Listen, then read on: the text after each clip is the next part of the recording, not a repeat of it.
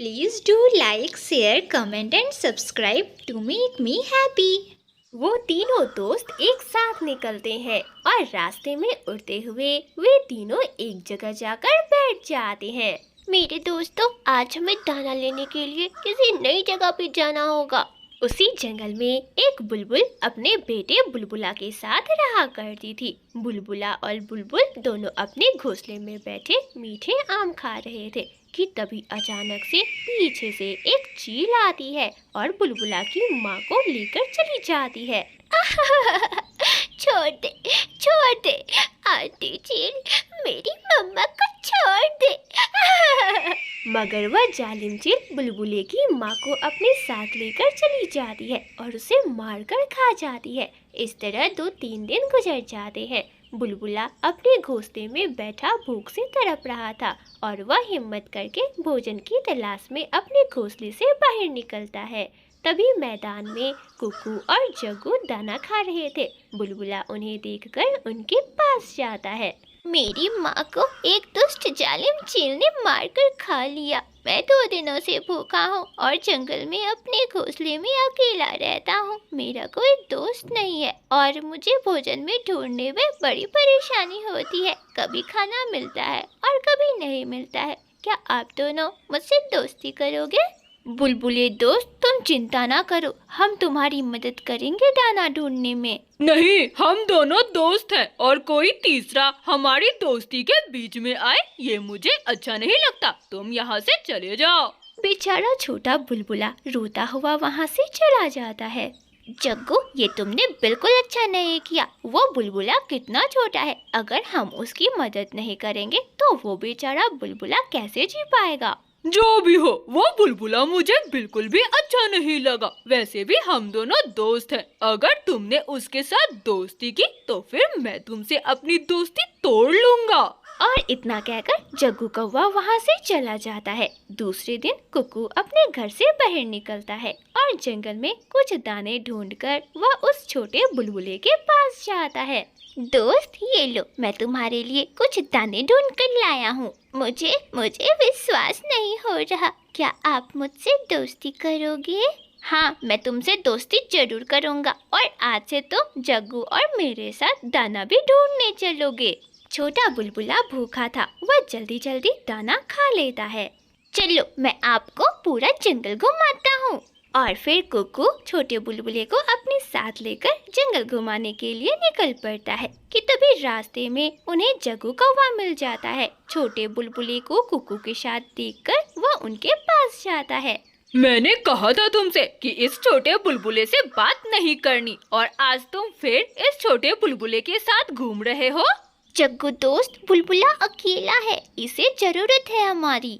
ठीक है, आज से तुम्हारी और मेरी दोस्ती खत्म हुई। मैं जा रहा हूँ। और जग्गू कौवा वहाँ से चला जाता है। जग्गू रुको, मेरी बात सुनो। मेरी वजह से आपके दोस्त ने आपको छोड़ दिया। मैं बहुत बुरा हूँ। नहीं मेरे दोस्त, जग्गू समझ नहीं रहा कि हम सभी को मिलजुल कर एक साथ रहना चाहिए। इसी में हमारी अच्छाई है और भलाई भी। और फिर कुकू छोटे बुलबुले को दाना ढूंढना सिखाता है और उसे यह भी बताता है कि जंगल में कहाँ-कहाँ मीठे फलों के पेड़ हैं। आपको पता है, जंगल के इस हिस्से में आज मैं पहली बार आया हूँ। मैं भी अभी कुछ दिन पहले ही यहाँ अपनी मम्मा के साथ आया था। और फिर कुकू छोटे बुलबुले को अपने घर लेकर जाता है और उसे अपनी मम्मा से मिलवाता है। बहुत अच्छा किया मेरे बेटे, जो आपने छोटे बुलबुले को अपना दोस्त बना लिया। आंटी, क्या मैं कुकू के साथ आपके घर आ जाया करूं? हाँ बेटा, आपका जब भी दिल करे आप कुकू के साथ आ जाया करो। और फिर उस दिन के बाद से जग्गू कौवा कभी भी कुकू से मिलने नहीं गया, बल्कि उसने तो चीलू को अपना दोस्त बना लिया था। वे दोनों हमेशा ही पहाड़ों की तरफ जाते और हर वक्त बस झूला ही झूला करते। एक दिन जग्गू कौवा जब झूला झूल रहा था तो वह झूलते झूलते अचानक से गिर जाता है और गिरकर वह सीधा कटीली झाड़ियों में जाकर फंस जाता है। यार चीलू, मेरे नए दोस्त, मुझे इन कटीली झाड़ियों से बाहर निकालो।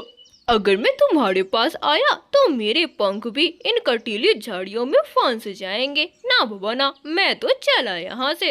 और ऐसे कहते हुए चीलू वहाँ से चला जाता है। जग्गू कौवा रोने लगता है। कोई है, कोई है, मुझे बचाए, मुझे इन कटीली झाड़ियों से बाहर निकाले। शाम में जब छोटा बुलबुला घूमते हुए वापस घर जा रहा था कि तभी रास्ते में उसे जग्गू कौवा झाड़ियों में फंसा हुआ दिख जाता है। बुलबुला जग्गू कौवे के पास जाता है। भले ही तुमने मुझसे दोस्ती नहीं की, मगर फिर भी मैं तुम्हारी मदद करूंगा क्योंकि तुम अभी मुसीबत में हो। और फिर छोटा बुलबुला खुद को मुसीबत में डालकर वह जग्गू कौवे की मदद करता है। वह कटीली झाड़ियों को अपने पंखों से हटाता है और जग्गू को बाहर निकालता है। इस दौरान उसके पंख भी घायल हो जाते हैं। बुलबुले, मुझे माफ कर दो। मुझे समझ आ गया कि हमें किसी के भी साथ नफरत नहीं करनी चाहिए। आज से आप भी मेरे दोस्त हो। कुक्कू नदी किनारे बैठा हुआ था कि तभी वहाँ छोटा बुलबुला और जग्गू आ जाते हैं। उन दोनों को एक साथ देखकर कुक्कू हैरान हो जाता है। छोटे बुलबुले, आप जग्गू के साथ? हाँ कुक्कू, क्योंकि अब हम सब दोस्त हैं और हमेशा हम साथ रहेंगे।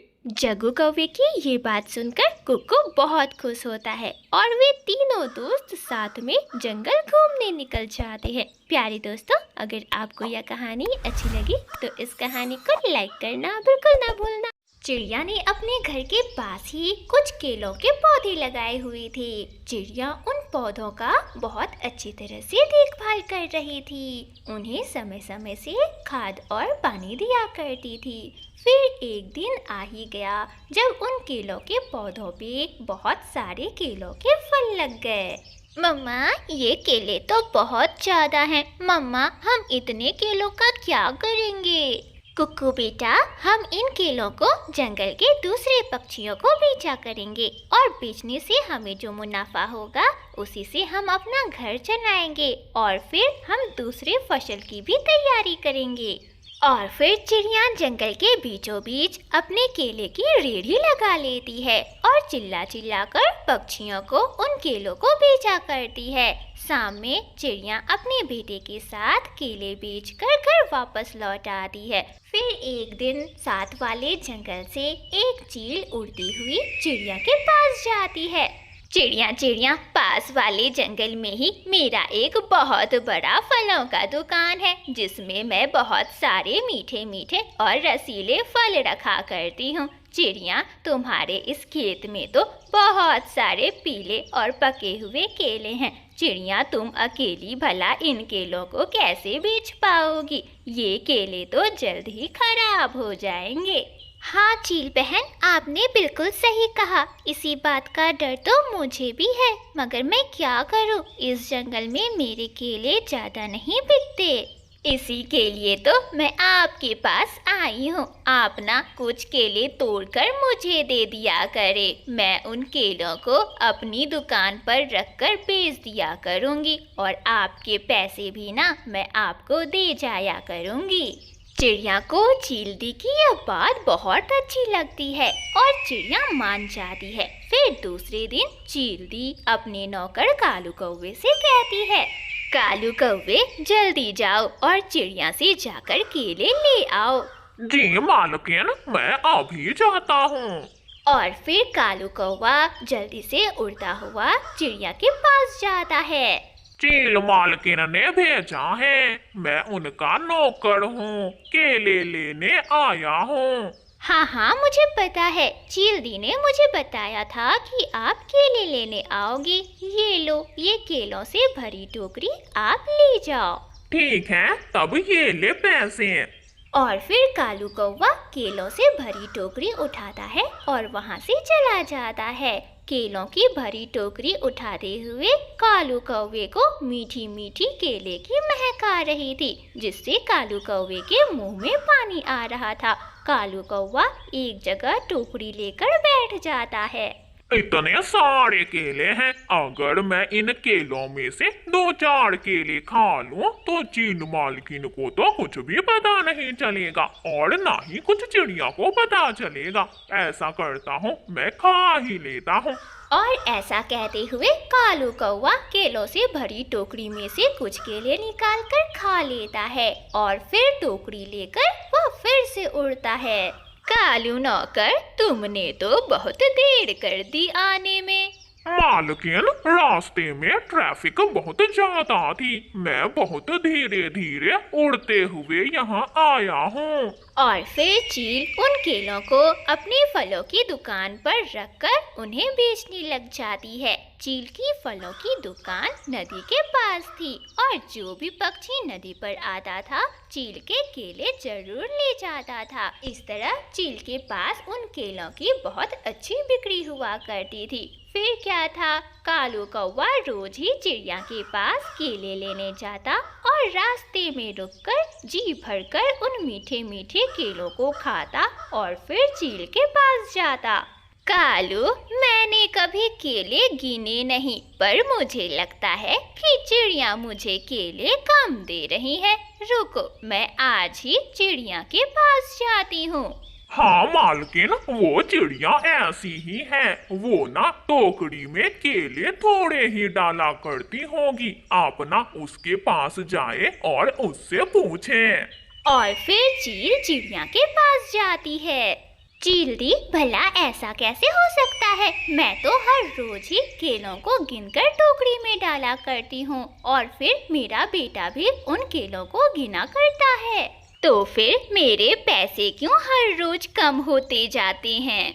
चील दी, आप ना अपने नौकर पर नजर रखे। मुझे ऐसा लगता है कि आपका नौकर ही ना कुछ गड़बड़ कर रहा है।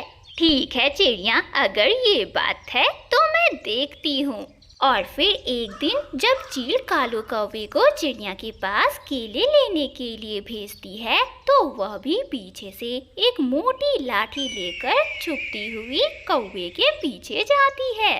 चिड़िया चिड़िया, 1-2 केले ना तुम ज्यादा डाल दिया करना, मालकिन कहती है कि केले थोड़े होते हैं।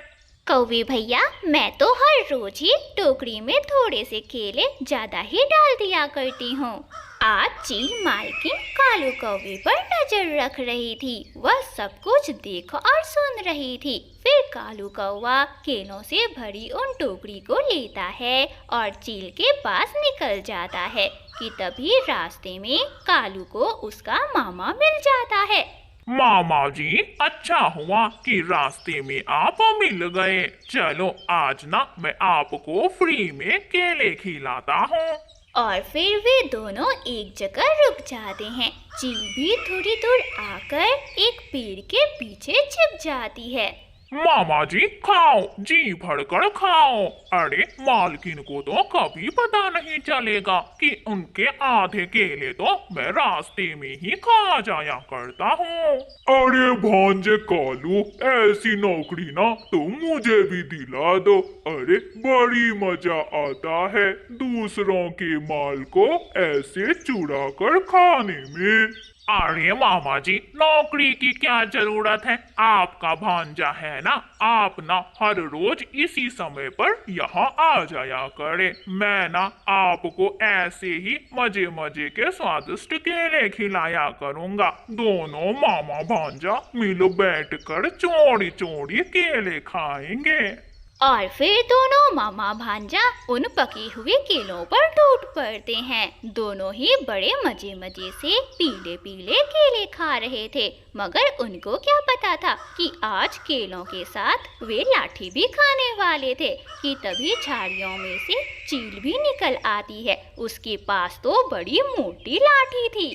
नमक हराम नौकर, तेरी इतनी मजाल। अरे एक तो मुझसे मांग कर भी खा लिया करते हो और ये चोरी के भी खा रहे हो। तुम्हारा पेट है या कुआं जो भरता ही नहीं है।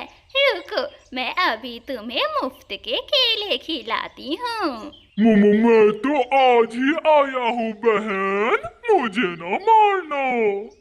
मालकिन मालकिन, आज माफ कर दो, फिर कभी ऐसा नहीं करूँगा। मगर चील उन दोनों की एक नहीं सुनती और उन दोनों की जमकर पिटाई करती है। कालू का मामा तो किसी तरह अपनी जान बचाकर वहाँ से भाग जाता है, मगर चील कालू कौवे को नहीं छोड़ती, वह उसे अपने साथ ही ले जाती है और इस तरह कालू कौवे को चोरी का इनाम मिल जाता है।